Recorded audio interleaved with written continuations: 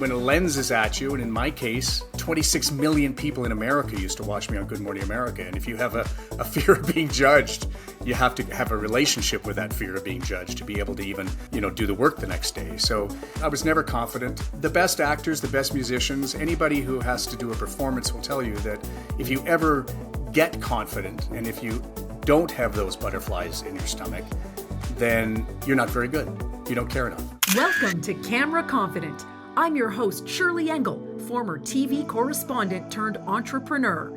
Tune in to master what to say, how to say it, and how to create buzz for your brand. Whether you're hitting record for the first time or trying to land major media opportunities, I've got you covered. Get ready to crush it on video or stage, attract more clients, and bring in more money so you can run your business and live your life your way. I am beyond thrilled to talk to this guest today on the Camera Confident podcast, Kevin Newman, one of my mentors in the journalism world and one of the most well-known anchors in Canada. I'm going to let Kevin introduce himself. Kevin, thank you so much for joining me on the Camera Confident podcast. I can't believe I'm talking to you. Why do you look the same and I don't? Oh, you're too kind. You're too kind. It's lighting and makeup, remember? Yes, I miss it so much. Yeah. So this is probably not something you were asked as a journalist because you were the one asking the questions. But the first question I always ask guests is, give us your elevator pitch. People are listening and watching from all over the world. Who is Kevin Newman? Who is Kevin Newman? Well, he's currently a retired grandfather.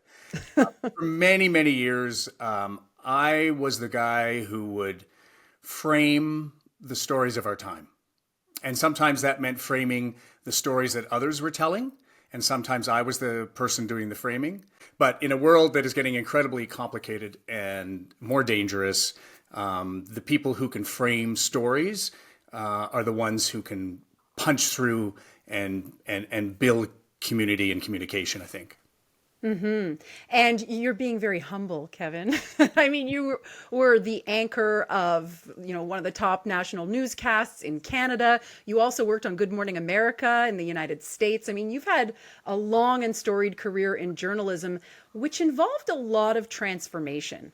And I think a lot of people don't realize that. They think, oh, you're a news anchor. It doesn't really matter where you work. You tell the news. But it's so much more than that.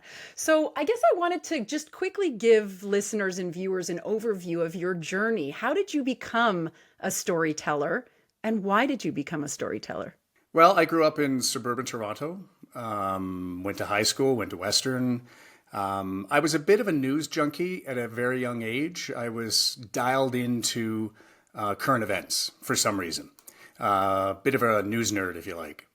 And I think that I watched the moon landing, and I watched all those, this is how old I am, and I watched all those Apollo moon shots when I was a kid.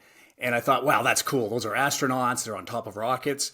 But the job I thought was cooler was Walter Cronkite's, who was the anchor of the CBS Evening News, and the guy who could be as close as possible to the action wherever the action was.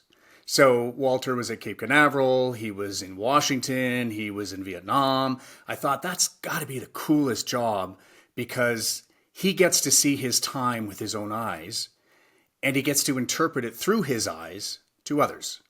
And I think that's the thing that triggered my curiosity and developed my curiosity through my life. So I worked in campus radio at Western, started up the news department there. I immediately went into a newsroom in Toronto with a BA and earned $11,000 a year making coffee. Wow. And then I moved to Parliament Hill with Global Television at the time, and then just kept bouncing around. I mean, the transitions weren't only, from city to city. They were from country to country. I lived in the United States and worked for ABC News for a decade. But I think one of the skills that journalists develop is that ability to cope in a new situation, because it's not just, moving where your family moves, but you can be thrown into Poland and have to understand what's going on when a revolution is underway.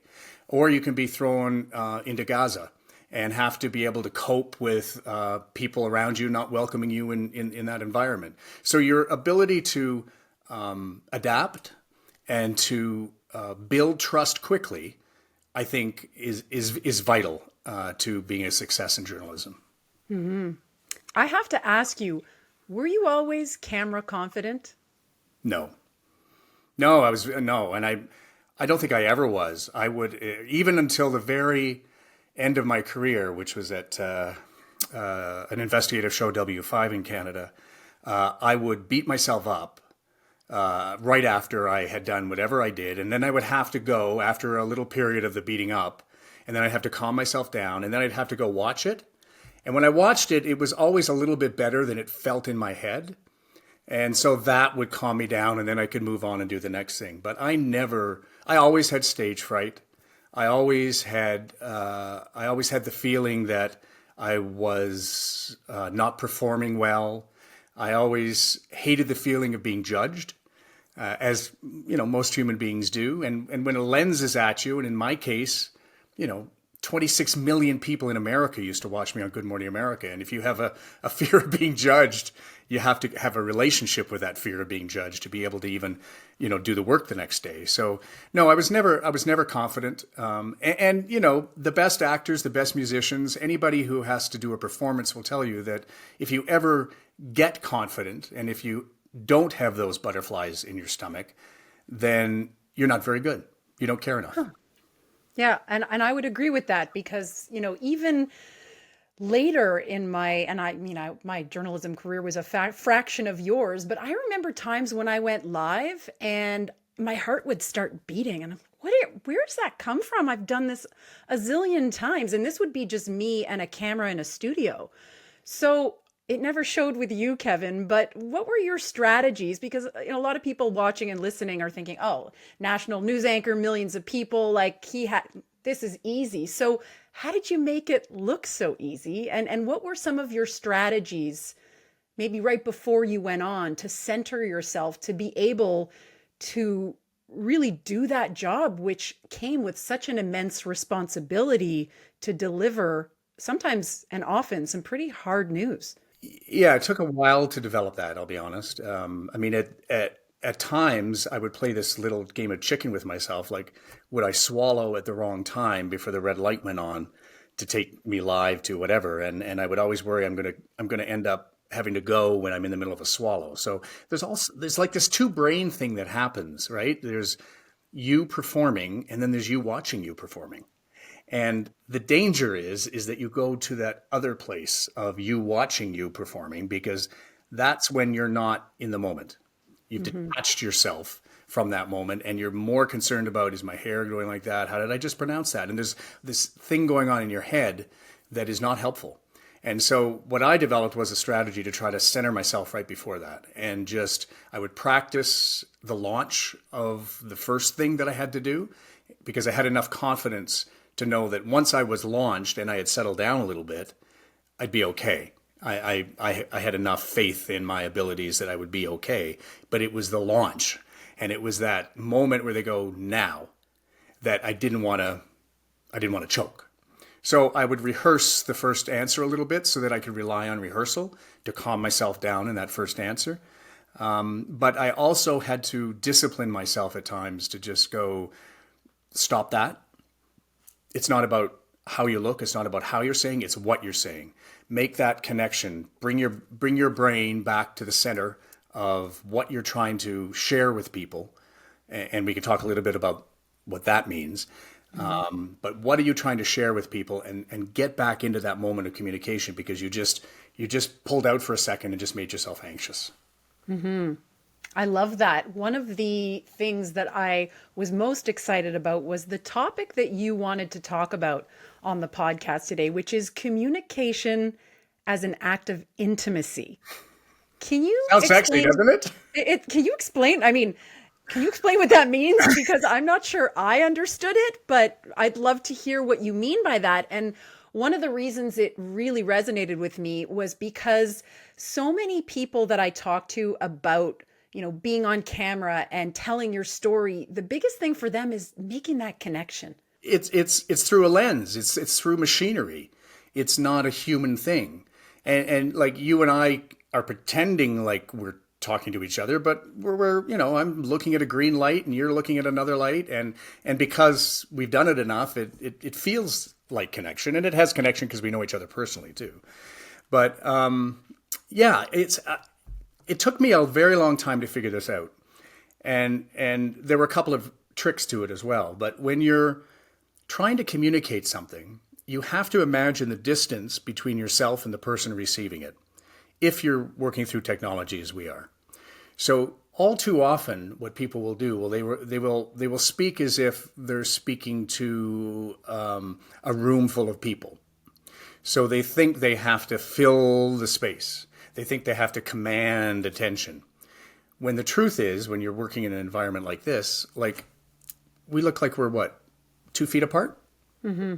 So we have to communicate like we're 2 feet apart, right? And so you have to, in your mind, think, I know that I'm speaking to an auditorium.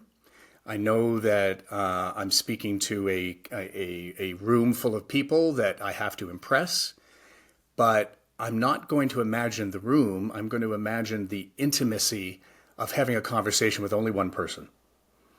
And that one person isn't at the back of the room.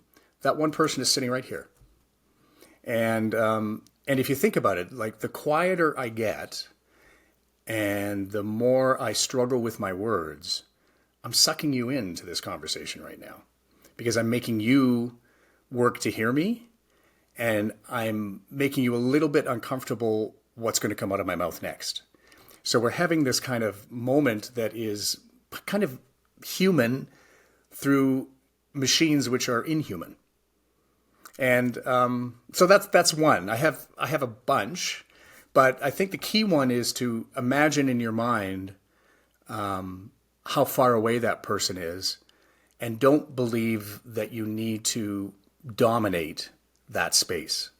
Mm-hmm. You need to treat it like a conversation between 2 people that are sitting across from a table. That's one thing I always loved about you as an anchor, as a news anchor. And for anyone watching or listening, if you've seen Kevin on the air over the years, you had this very quiet way of speaking. And I say quiet, and that it's not like the volume was fine, but it felt like the most conversational news person that I ever came across in my entire both career as a journalist and as a viewer. And there really was an art to the way that you delivered the news. And you talked about Walter Cronkite. I named my dog Cronkite after Walter Cronkite. Oh, that's right. I forgot. So like when you said Cronkite, I was like, oh, Cronkite. You had such a gift, and still obviously have such a gift for communicating. You were reading a teleprompter, right? But they were largely my words or my. Okay, so talk to us about that, because I'm fascinated by how you managed to create that intimacy with millions of people when there was copy that was written and you had to hit those certain points. Tell us what was going on. How do you do that? Never read anything you're not familiar with, because it's painfully obvious. Number one. Number two, never read anything that you have not at least edited and tried to change into your own syntax. So, if you have a PR department, if you have somebody who's like come with a script to you and said, like, it's in the teleprompter, it's loaded, we're all ready to go, tell them stop. You did not engage me at the right point in this process. You needed to engage me before we got to the point where I'm sitting down and having to deliver words that I've never seen before or that don't sound like me. Because quite often, what comes out of a committee, what comes out of someone else's mouth is not something that is going to authentically communicate. So whenever I anchored, and this was true at every place that I worked in to various degrees, but I would always spend a lot of time on the script, and I would spend a lot of time making it sound like people talk, mm-hmm. and more specifically the way that I talk. So if that means starting sentences with "but," okay, grammatically incorrect. You don't ever want to see that written in a press release, but that's the way people talk. And so you would you would make sure that reflected that. You should also think about the essence of what you're trying to communicate, and in your own mind, make an emotional connection to that. And that's a big concept. But how do I feel hearing this information? Right? It's not neutral. You may be outlining a new vision for the company. You might be having to tell people that times are hard. How am I emotionally connected to the words that I have had a hand in writing? And then remember that feeling so that when they come out of your mouth, you're not just reading, you're emoting. And not over emoting. I'm not talking about, and that happens sometimes. I've seen that with many executives that over emote so that it looks like acting. But you want to lift the words off the page, off a teleprompter, whatever, so that you have an understanding of the emotional reaction that the words are likely to receive. So, if it's hard news, and too many CEOs I've seen do this is, they read it inauthentically. Tough times for the company. We really appreciate all you did, and thank you for your service, but we have to make some difficult decisions. As opposed to, these are really tough times for this company, and we've had to make some really impossible decisions that, frankly, really upset me. The difference between those two kinds of communication is pretty profound. But the second time, I got a chill up my spine. The first time, I didn't give a shit. I'll never forget this one example. When I was a reporter, there was a food poisoning crisis in Toronto, Listeria, and there was a major company at the center of this. And at the time, this was really revolutionary. He came up for a press conference and he got really emotional about the people who died, and then invited reporters into the plant as they were cleaning things up. And it was the complete opposite of what any PR person would have said. It was like the anti-crisis communications approach. And I think they teach this in PR school now. They do. But that company went on to continue to prosper. And a lot of people credit the way that CEO handled that experience by being human. And I think a lot of business owners in particular, because we have a lot of entrepreneurs in the audience, think they need to put on this facade, or they're worried about being vulnerable. They're worried about, being human and having emotions about things.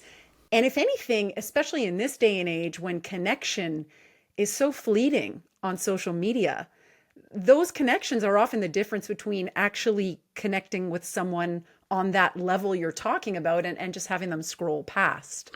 Yeah, there's a difference between a pitch session, which a lot of entrepreneurs have to do when they have like X number of time, and you have to appear confident, you have to be up. And that's one kind of thing.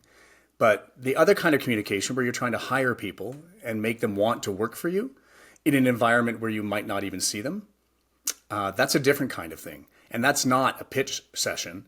That's a session on vulnerability, as you say. Like, here's our pain point in the company, and how do you think you might be able to help us with that? Do you have some ideas, some solutions and things? And because people, especially this generation, the generation that you and I worked in journalism, there wasn't hardly any of this, but there are expectations that you are a human being, and that there is a mission, and that you want to be part of a community that is solving a problem, right? And if you can't articulate that as an entrepreneur in a way that feels vulnerable or makes people feel valuable in that mission, then you're not going to attract good people, and you're not going to keep those people. If you think that the communication is only what happens in quarterly reports, or the way a lot of the big corporations sort of deal with their communication, and the way that they speak to shareholders shouldn't be the same way they speak to their own employees, and yet it often is. Then you're not getting everything you can out of people, and I think being emotional, that's just being human. Right. The street doesn't want to hear you being emotional if your share price is, tanking. Right? They want to know that you're a bloody fiscal warrior. But fixing the problem, I'm willing to bet, is motivating human beings to want to fix the problem for you, and that requires an emotional core, discussion of character.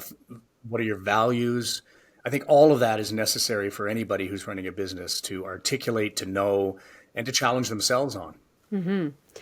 In this day and age, obviously, you alluded to, you and I, we worked in a very different time. It was before social media. I can't even believe I'm saying that. Like Well, it was early days. it We was helped even, but pioneer. even before, like I remember just getting on Twitter and Yeah. like not a lot of people were on it. And but now in the day of social media, a lot of entrepreneurs are, bypassing the media altogether Right. and taking their messages to social media. But I'm very curious to hear your perspective on how you think the media of social media, so the Instagrams, the Facebooks, all the YouTubes, how that's changed communication for people who are trying to reach new audiences.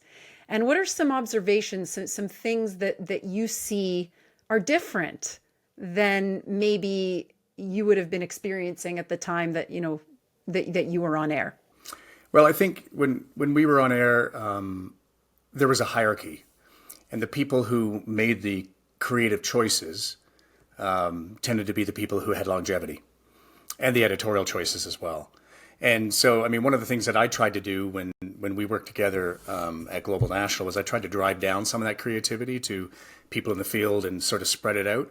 But I think in the era of social media, that has to be driven down to the absolute newest person that you got, because they are communicating in ways that you and I, or even my daughter, who's 34, admits that she doesn't understand. So you have to invert your pyramid. If you imagine that the communication begins at the top and disseminates down, you've got to take the people who are at the bottom who used to do dissemination, you got to put them at the top of it. I mean, you can still direct them, but how to communicate that, through Twitch or through, half of the ones that I don't even know anymore. It's better that they understand the platform, that they understand what the mission is from you, but you can't be saying like, I think we need more blue in that, which is often what a lot of entrepreneurs get into is that kind of level of creativity. Because I mean, we've just had a classic example with the in the U.S. election of the very same people were doing Biden's social media campaign as we're doing Kamala Harris's, but something in a week took the people who were putting out Biden's tweets and gave them the authenticity to say Kamala's a brat, and suddenly the people who understood what that meant and the power of that phrase were driving the choices of what were being put out to reinforce the brand. So I think that's different. I think the creative impulse, the understanding of effective communication in social media is not a hierarchical thing at all, and that you need to find some very smart young people who understand your brand and understand what it is you're trying to do, and then you need to let them go and let them play and see what sticks and what works, because it's only it's not like advertising, right? It's not like you place a buy in certain places to get range. It's what sticks and what goes viral, and that's a playground, right? And so you have to see it as a playground and give the kids a chance to play. Yeah, and I'll give a shout out to a very famous online entrepreneur, Gary Vee. I'm listening to his book right now, and he was talking about how social media has flipped traditional advertising on its head. You used to spend all this time in a boardroom figuring out, well, what are they going to like? What are they going to respond to? Well, now it's the opposite. Now you go out there and you test it and you test it and you see, how do the audiences respond? How do they engage? What are they saying? Oh, maybe we should work that into it. And you almost reverse engineer it, and you're literally building the plane as you fly it. Entrepreneurship is a lot like this, but it's a beautifully democratic process. It's incredibly organic too. Yeah. I And looked at the buy that the Democrats again, they're going to spend $380 million leading up to Election Day on media. and 120 of that 380 is in traditional media. That's newspapers, radio, television. The rest is all digital for the very first time. So if you're looking at a moment where digital is not just ascendant, but is dominant, we're in it now. And I guess the thing that really strikes me as a former journalist, and I'd love to hear your thoughts about this, what is the place of storytelling in this world where, people who want to succeed on Instagram are told your videos need to be between 5 and 9 seconds and make sure you have your hook at the top. And there is such a structure that especially entrepreneurs are told if they want to, grow an audience on Instagram, that it takes out all of that individuality, that intimacy, that creativity. So where do you see, because you're now a consumer, the place of really good storytelling on video these days?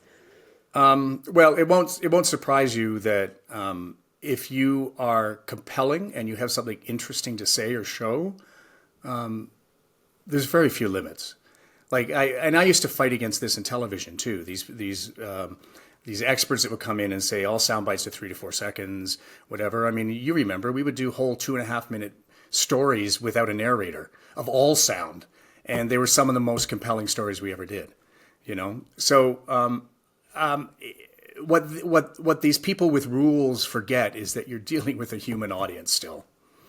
And if you can, that's why podcasting is so incredibly successful, because it's the antithesis of all of that, right? People they want nourishment.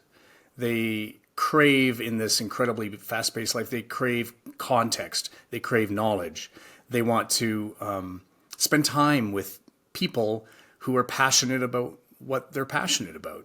All those things that, the so-called content experts tell you nobody will sit still for, people will sit still for if it's done well and if it's compelling. So, again, you have to give yourself permission that if you are interested and if there's a point in the conversation where you lose your interest, then that's what you edit out. But if you're locked in and you're not wavering, keep it going, right? It's working. And you don't ever really know how anybody's going to react, but you're pretty good. If as a human being, you're a pretty good judge of what interests you. And ultimately, especially for entrepreneurs or in the media world today, it's your instincts. That's all you got. You can't go and discuss it with 1,000 other people or go before a committee. It's just you. And so give yourself permission, I guess is what I'm saying, to if you think something is interesting and compelling, it is.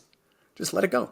And I'm fascinated by what you just said, because I remember so much at Global National where we worked. I would be working on a story and there would be a clip and there would be a crucial moment in a story where someone paused for 2 seconds. And that pause was more powerful than anything they said. But in the edit room, me and the editor are slicing out the 2 seconds because that'll make the story 2:02. And it was supposed to be 2. And Vancouver's going to kill me. Vancouver being the control room where they would get all the stories. But if every story goes over by that long, then the newscast is longer than it's supposed to be. But you were never shy about advocating for it, though. My stories were always long, guys.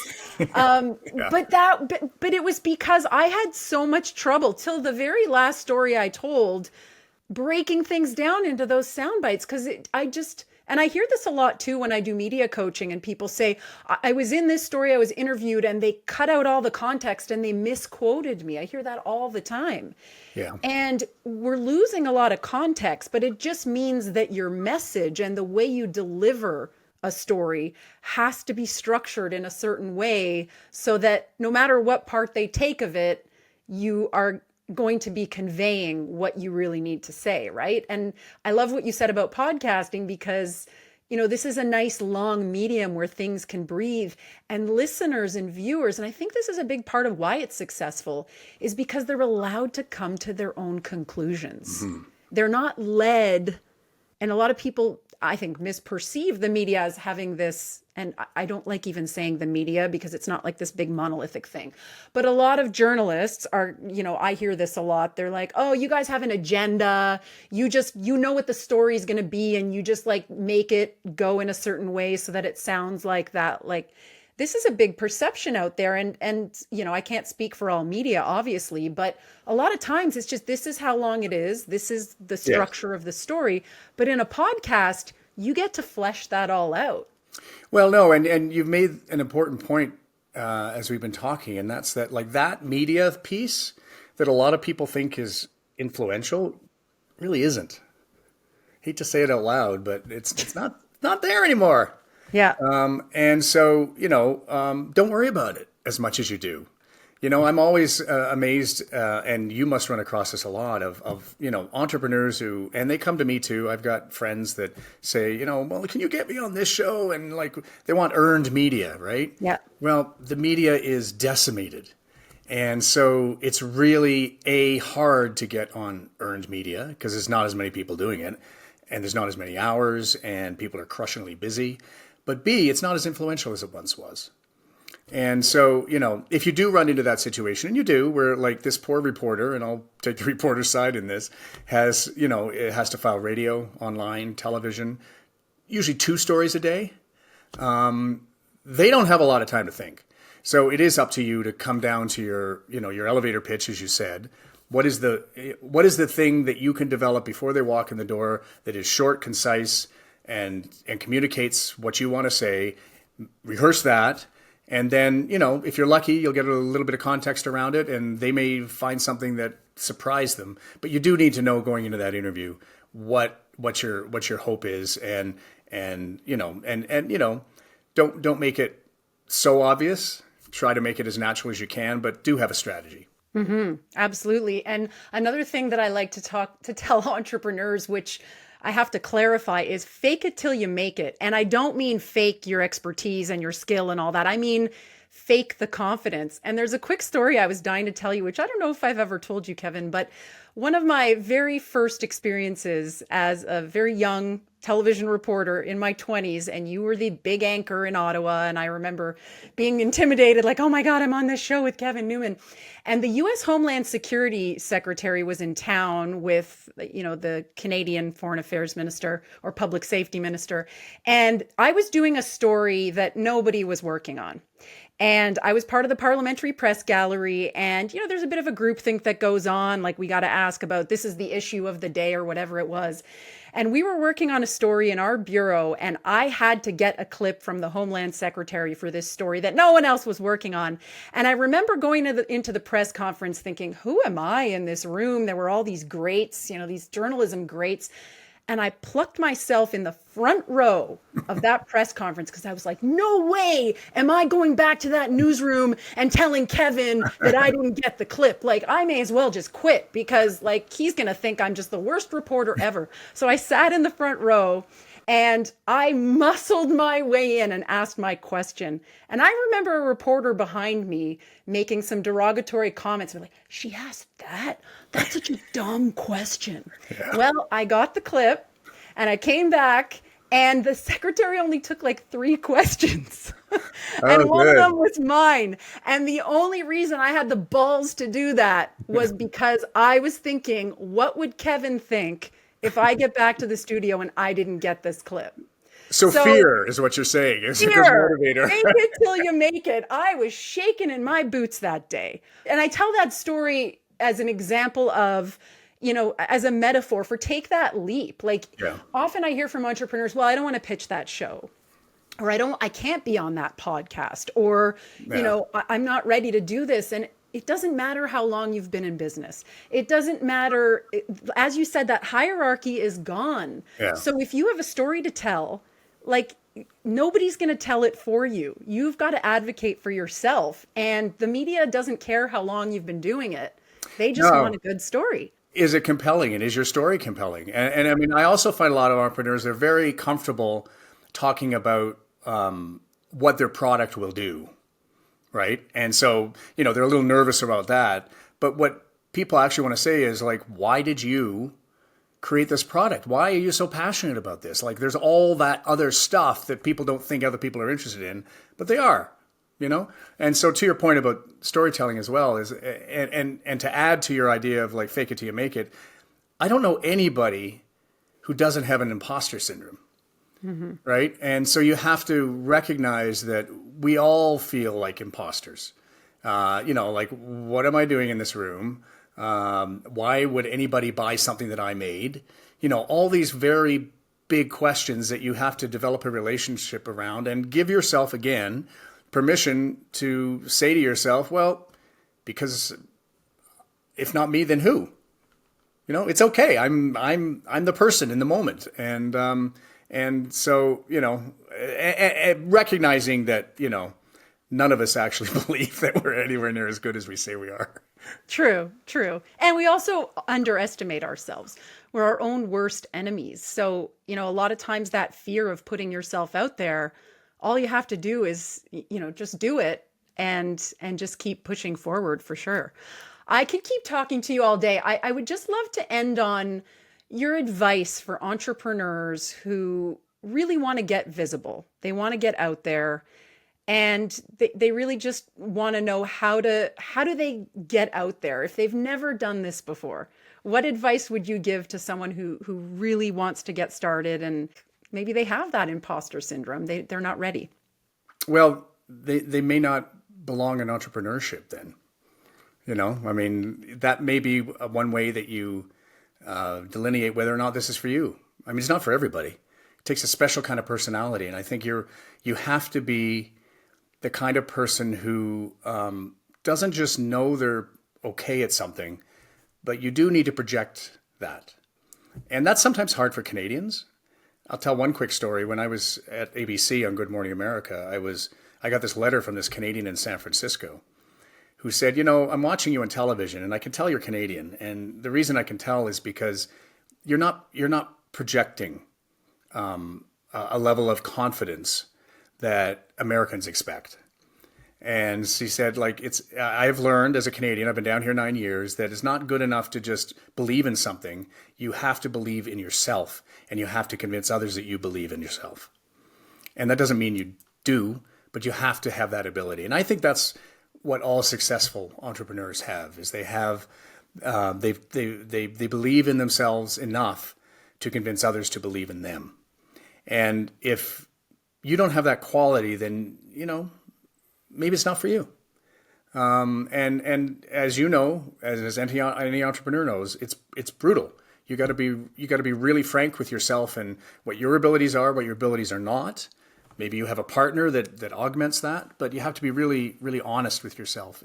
And if you are that kind of person, then the way you communicate is probably more honest too. Mm-hmm. Absolutely. I love that. That's amazing. And just be your authentic self. If you can, and that one little trick I